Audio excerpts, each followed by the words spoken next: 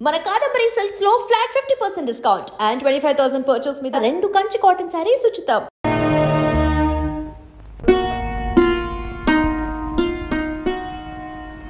పాపకు పాలు పట్టాను.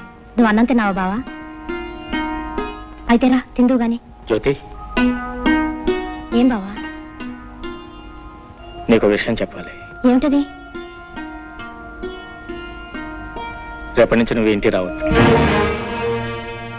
బావా? అవును జ్యోతి, నువ్వు రోజు ఇంటికి వస్తున్నావు. నా బిడ్డకు తల్లి లేని లోటు.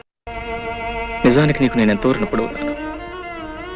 కానీ లోకులు వాళ్ళ నోళ్ళు ఊరుకు నిన్ను నన్ను కలిపి కట్టుకథలు అల్లుతారు. నాకు ఎలాగో తీర నష్టం జరిగిపోయింది. తలెత్తుకోలేక సంఘంలో జీవోత్సవంలా బ్రతుకుతున్నాను. నా వల్ల కానీ నా బిడ్డ వల్ల కానీ నీ బ్రతుకు ఎలాంటి కష్టం కలగకూడదు. నీ భవిష్యత్తుకి ఎలాంటి నష్టం జరగకూడదు. నీ పెళ్లికి ఎలాంటి అంతరాయం కలగకూడదు. అందుకే రేపటి నుంచి నువ్వు ఇంటికి రాకుండా ఉంటే మంచిది అని అర్థం చేసుకో. అమ్మా ఏడుస్తావు. బావన్న దాంట్లో తప్పే ఉంది. నీ మంచి కోరే చెప్పాడు. పాప ఆఫీస్ చేసిన పని వల్ల మనందరూ వేడవలసి వచ్చింది. నేను వెళ్ళకపోతే బావ ఒకడు పాపను ఎలా చూసుకుంటాడు? దానికి ఏ టైంకి ఏం కావాలో అన్ని అమర్చి పెట్టగలరా? నిజమే, కానీ మనం ఏం చేయగలం? పసిబిడ్డ నువ్వు చూసుకోలేవు బాబు. నేను తీసుకెళ్తానంటే నా మాట విన్నాడా? ఇదంతా మన కర్మ.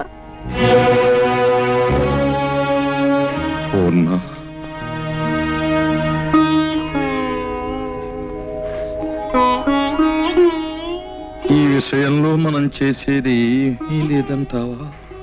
ఏముంది, అది చేసిన పనికి జీవితం అంతా ఏడవడం, మనవరాళ్ళు కూడా ముద్దాడుకోలేని దౌర్భాగ్యానికి కుమిలిపోవడం.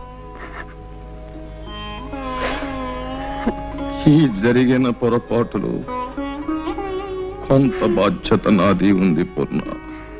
మీ బాధ్యత? అవును. అతనికి మన అమ్మాయి తగింది ఎంత మాత్రం కాదు అని నువ్వెన్నిసార్లు చెప్పినానే వినిపించుకోలేదు. పెళ్ళయ్యాక దాని గుణం మార్చుకుంటుంది అని ఆశపడ్డానే కానీ ఇలా మనకందరి గుండెల్లో చిచ్చు రగులుస్తుంది అనుకోలేదు. జరిగిన పొరపాటును దిద్దుకోవాలి. మన అల్లుడికి న్యాయం జరిగిపోయింది. అతనికి న్యాయం చెయ్యాలి. ఎలా?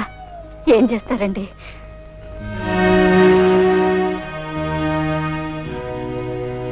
అతనికి మన జ్యోతినిచ్చి పెళ్లి చెయ్యాలి. ఏమిటి మావయ్య ఉన్నది? నాకు మళ్ళీ పెళ్ళే? వద్దు మావయ్య, నాకు అలాంటి ఆలోచన లేదు.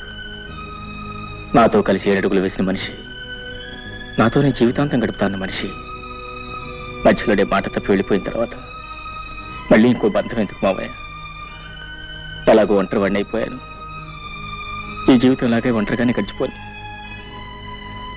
నా జీవితం ఆరిపోయిన దీపం లాంటిది. ఇక ఏ జ్యోతి తిరిగి వెలిగించలేదు. లేదు బాబు, మా జ్యోతి తప్పకుండా నీ జీవితానికి వెలుగునిస్తుంది. వద్దు మావయ్య, జ్యోతికి వేరే ఏదైనా మంచి సంబంధం చూసి పెళ్లి చేయండి. నా మాట వినండి. మా మాట కూడా కాస్త విను పాపు. కన్న పాపానికి మేము, కట్టుకున్న నేరానికి నువ్వు, తోడపుట్టిన దురదృష్టానికి దాని చెల్లెలు అందరం బాధపడుతున్నాం. అది గడప దాటిన క్షణం నుంచి నీ మావయ్య కానీ నేను కానీ కంటి నిండా నిద్రపోయావా, కడుపు నిండా తిండి తిన్నావా? ఒక్కళ్ళ మొహాల్లోనైనా కనీసం చిరునవ్వు కనిపించిందా? ఎవరికీ మనశ్శాంతి లేకుండా ఎంతకాలం ఇలా? అది పెట్టిన చిచ్చు కన్నీళ్లతో ఆరిపోయేది కాదు బాబు. నా మాట విను. నువ్వు మా జ్యోతిని పెళ్లి చేసుకుంటే దీనికో తల్లి దొరుకుతుంది, నాకు మనశ్శాంతి దక్కుతుంది. నువ్వెవరివో ఎక్కడ వాడివో అయితే ఇలా అడగడానికి నాకు నోరు వచ్చేదే కాదు. కానీ మేనల్లుడుగా రక్త సంబంధం ఉన్న మనిషిగా అడుగుతున్నాను. కాదను. మావయ్య, నువ్వు చిన్నవాడివి, ప్రార్థించకూడదు. నేను పెద్దవాడిని, ప్రాధేయపడకూడదు. కానీ ఇప్పుడు ఆ రెండు చేస్తున్నాను. ఇవి చేతులు కావలుడు. మావయ్య, అలాగే మీ ఇష్టం వచ్చినట్టు కానివ్వండి.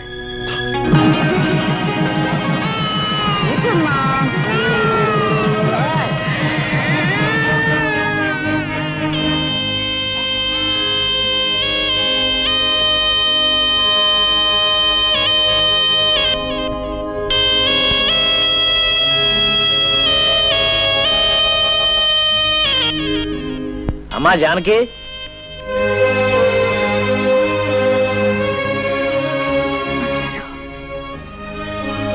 ఏమ్మా కులాసయ్యనా? తాలూకా ఆఫీసులో పనుండి వచ్చాను. ఏదో నువ్వు ఇక్కడ ఉంటున్నావు కదా, ఓసారి చూసి పెడదామని వచ్చా.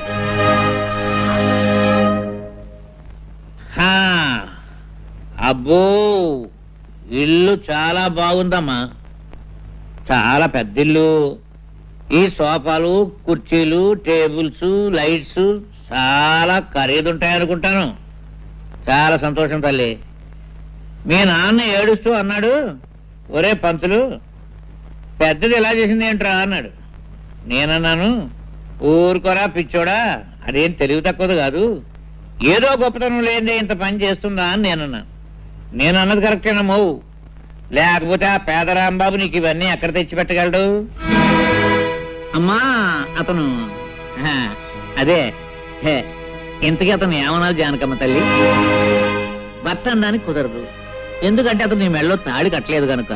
పోనీ నేను అతని భార్య అందామా, అది కుదరదు. ఏమనాలబ్బా, ఏమిటో ఏమనాలు యథోపరికి తోచావడం లేదు. పాఠాలంటే చెప్తాను గాని భాష గురించి అంతగా తెలియదమ్మా.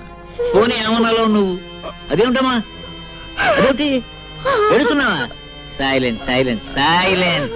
నువ్వేదో ఆనందంగా సుఖంగా ఉన్నావేమో చూసి పెడదామని నేను వస్తే ఏడుస్తావేమిటమ్మా? Silence silence. అమ్మా ఏడవకూడదు. మాస్టారు, నేను తప్పు చేశాను మాస్టారు, తప్పు చేశాను.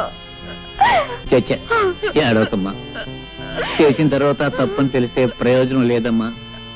చూడమ్మా, నీకు గుర్తుందో లేదో, నీ చిన్నప్పుడు చదువుకునేటప్పుడు వేమన శతకంలో ఓ పద్యం, కులములోన ఒక్క గుణవంతుడుండిన కులము వెలయు వాని గుణము చేత. ఆ పద్యం నువ్వు తప్పు చదివితే నిన్ను నేను బెత్తంతో కొట్టాను. మరుసటి రోజు కరెక్ట్గా అప్పచెప్పావు. కానీ నీవు ఇప్పుడు పెద్దదానివి, బెత్తంతో మందలించవలసిన వయసు కాదు నీది. సరిదిద్దడానికి వీలున్న తప్పు కాదు నువ్వు చేసింది.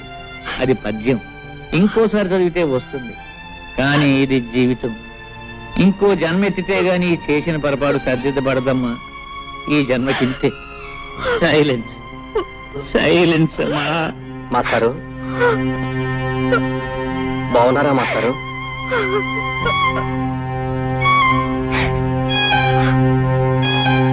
ఎవరు? మురళీ బాబా?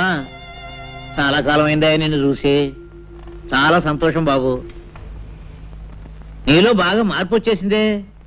నీకు గుర్తుందా, చిన్నప్పుడు నువ్వు చదువుకునేటప్పుడు నేను ఇచ్చిన పాఠాలు నువ్వు గడగడ అప్పచెప్పేస్తుంటే మా మురళీబాబు చాలా తెలివిగలవాడు, బాగా చదివేసి పెద్ద పెద్ద ఉద్యోగాలు సంపాదించేసి కలెక్టర్ ఉద్యోగాలు అవి చేసేసి మా ఊరికి పెద్ద పేరు తీసుకొస్తాడని నేను అందరికీ చెప్తుండేవాడిని. కానీ బాబు, మన ఊరి పేరు, పరువు, ప్రతిష్ట ఇలా బజారు పాలు చేస్తావని అనుకోలేదయ్యా. మాస్టారు, అర్థమైంది మాస్టారు, మీరేమంటున్నారో అర్థమైంది. చూడండి, మేమేదో కాని పని చేశామనో చేయకూడని పని చేశామనో మీరందరూ అనుకోవటంలో తప్పు లేదు. కానీ ఒక్క విషయం ఆలోచించండి, ఆమెకు తన భర్తతో సుఖం లేదు. ఆమె లేకుండా నేను బ్రతకలేను. అందుకే అర్థం లేని ఈ కట్టుబాట్లను కాదనుకొని మేమిద్దరం కలిసి ఒక నిర్ణయానికి వచ్చి ఈ పని చేశాం. మేం చేసిన దాంట్లో తప్పే ఉంది. ఏమిటి ఏమిటి బాబు, నువ్వు చేసిన దాంట్లో తప్పేమీ లేదంటావా? ఆ సంగతి ఆ పిచ్చి పిల్లలు చెప్పవా బాబు. చూడు, ఏదో తప్పు చేశానని ఏడుస్తుంది పాపం. చూడు నాయనా, ఒక ఆడ మగ కలిసి కాపురం చేయడానికి రూపం, డబ్బు ముఖ్యం కాదయ్యా. అవే ముఖ్యం అయితే ఈ పవిత్ర భారతదేశంలో ఇన్ని సంసారాలు చల్లగా ఉండవు, ఉండబోవు. భర్తలో ఏదో లోపం చూశానని భార్య భర్తను వదిలేసి, భార్యలో ఏదో లోపం చూశానని భర్త భార్యను వదిలేస్తే మన సాంప్రదాయాలకి ఆచారాలకి అర్థం లేదు, మనకు బ్రతుకు లేదు నాయన. బాబు, అన్నేళ్లు లంకలో ఉండి నా భర్త వస్తాడు, నన్ను రక్షిస్తాడని ఆశగా ఎదురు చూస్తూ జీవించింది కాబట్టే ఇన్ని వేల సంవత్సరాలైనా సీతాదేవిని ఇంకా దేవతగానే కొలుస్తున్నాం. భర్త కుష్ఠరోగైన నెత్తి మీద పెట్టుకుని అష్టకష్టాలు పడింది కాబట్టి సుమతిని మహాపతివ్రత అన్నాం. బహుశా వాళ్ళు నీ అంత తెలివిగలవాళ్ళు కాకపోవచ్చు. చివరికి ఖచ్చితంగా నేను చెప్పేది ఏమిటంటే, ముమ్మాటికి నువ్వు చేసింది తప్పు తప్పు తప్పు. మాస్టారు, ముసలివాడిని నేను ఏదైనా పొరపాటు మాట్లాడుంటే మన్నించు.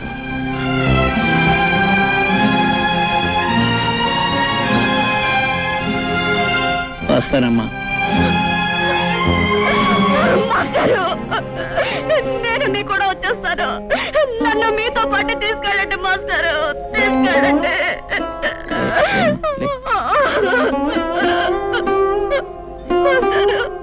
ఏమిటమ్మా, ఏమిటి పిచ్చి తల్లి? వస్తావా? ఎక్కడికి వస్తావు? ఎవరి దగ్గరికి వస్తావమ్మా? నా కూతురు చచ్చిపోయిందని తర్పణం వదిలేసిన మీ నాన్న ఇంటికి వస్తావా? తప్పు చేసి నిన్ను మళ్ళీ ఎప్పుడూ ఆ ఊళ్ళో అడుగు పెట్టకూడదని వెలేసిన ఆ ఊరికి వస్తావా? పోనీ రాంబాబు ఇంటికి తీసుకెళ్దామంటే నిన్న రాత్రి నీ చెల్లెలతో అతనికి పెళ్లి జరిగిపోయి. అంతేనమ్మా, అంతే. ఒకసారి గడప దాటిన ఏ ఆడదాని బ్రతుకైనా జీవితాంతో సైలెన్సేనమ్మా, సైలెన్సే, సైలెన్సే.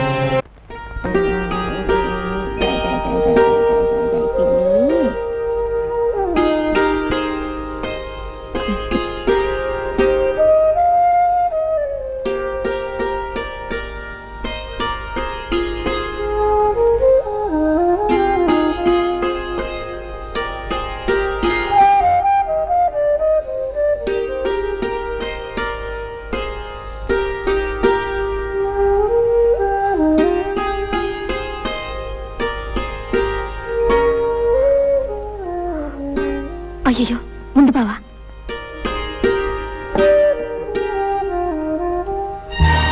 ఈ గదిలో ఒక్కగానే ఉంది. ఒక ఫ్యాన్ కొనుక్కోవచ్చుగా.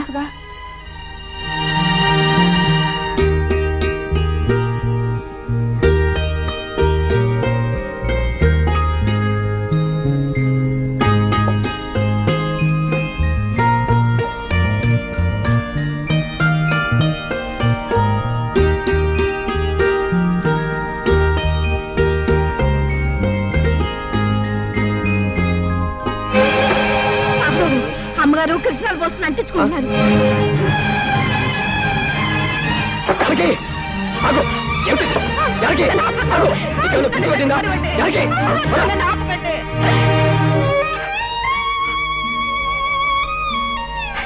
అయిన వాళ్ళందరినీ కాదనుకొని నాతో వచ్చింది చచ్చిపోవటానికి. ఆ జానకి కాదు, కానీ గడప దాటినాడే నేను చచ్చిన దాంతో సమానమని తెలుసుకోలేకపోయాను.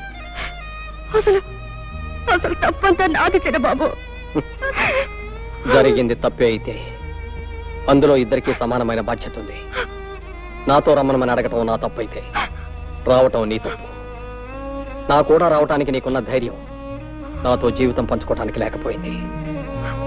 జానకి, ఇప్పుడు నువ్వు చచ్చిపోతే నిన్ను లేవ తీసుకొచ్చానన్న చెడ్డ పేరుతో పాటు నీ చావుకు కారణమయ్యానన్న అపకీర్తి కూడా నాకు వచ్చేది. ఇప్పుడు నీ మనసు నాకు పూర్తిగా అర్థమైంది. నువ్వు నాతో కలిసి జీవించలేవు. అందుకే నువ్వు తిరిగి మనూరెళ్ళిపో. ఎక్కడికి వెళ్ళను, ఎవరింటికి వెళ్ళను. ఎవరింటికి వెళ్ళక్కర్లే జానకి. ఊరు బయట ఉన్న తోటలో నాకు చిన్న ఇల్లు ఉంది. అందులో నువ్వు సుఖంగా ఉండటానికి అన్ని ఏర్పాట్లు చేస్తాను. నీ వాళ్ళెవరో నీతో మాట్లాడకపోయినా కనీసం కళ్ళెదురుగా అయినా కనిపిస్తారు.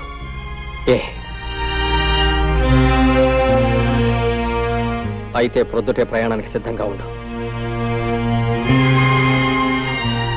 ఈ రాత్రికి అన్ని ఏర్పాట్లు చేస్తాను.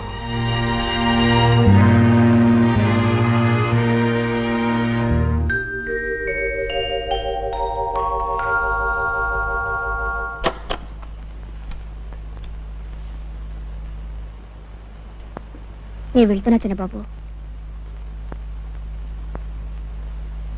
నేను వెళ్తున్నా చిన్నబాబు.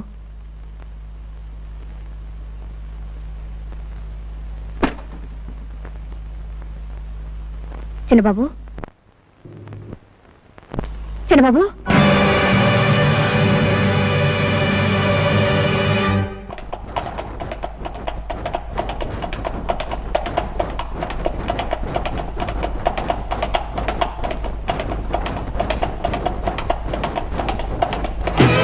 చూడవే ఆ ముదృష్టికి వస్తుంది.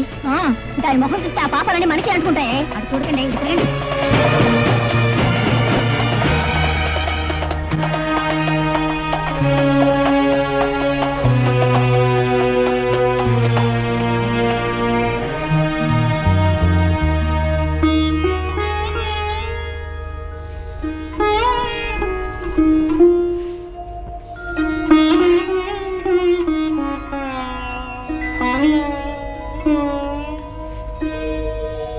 ఆవిడ గారు వచ్చిందట, తెలిసిందా? ఎవరావిడే? పెద్ద తెలియనట్టు అడుగుతావే. అదే ఆ జ్యేష్ఠాలమ్మ మళ్ళీ తగలడిందటగా.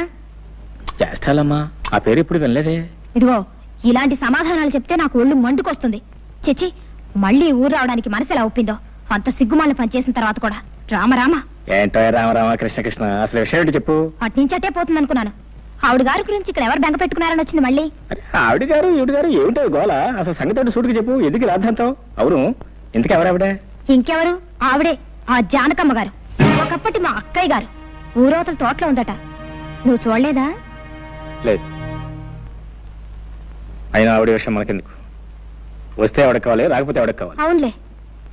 ఇదిగో నువ్వు గాని ఆ చుట్టుపక్కలకి వెళ్ళినట్టు తెలిసిందో నేను ఊరేసుకొని చచ్చిపోతాను, గుర్తుంచుకో. నీకేమైనా పిచ్చి పట్టిందా? నేను ఎందుకు వెళ్తాను? అయినా ఒకసారి మనల్ని కాదని వెళ్ళిపోయిన మనిషి గురించి మాట్లాడడం అవసరం. ఏదో ఆపుకోలేక అన్నానులే బావా. అవును, అసలు నువ్వేం తినలేదేంటి? ఉండు, నేను తినిపిస్తాను.